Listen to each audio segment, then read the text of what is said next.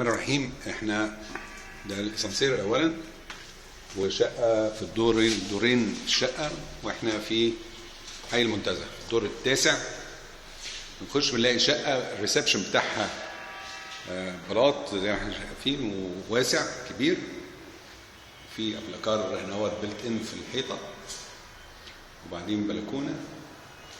الريسبشن معمول له ديكورات في الحيطه، واحنا هنا باصين دي الابراج الشيراتون، يعني دي اللي تحتها فتح الله على البحر على طول مباشره.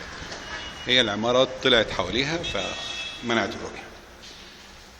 ده الريسبشن كله على بعضه مربع، وليه دخله بسيطه هنا اهوت صغيره. الشقه فيها غاز طبيعي، ومتوصل لها هنا اهوت كل فتحات الكهرباء والتكييف جاهزه. بنخش بنلاقي بعد كده اهوت اوضتين ومطبخ كبير. مطبخ برضه واصل له غاز طبيعي بتاعه. وده الاوضه الثانيه،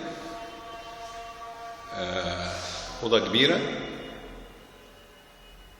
واسعه، والاوضه ديت بقى ليها زي ما احنا شايفين كده اهوت ازاز، وبصه على ميدان اللي هو بتاع المنتزه اللي هو عند حسني الحته ديت.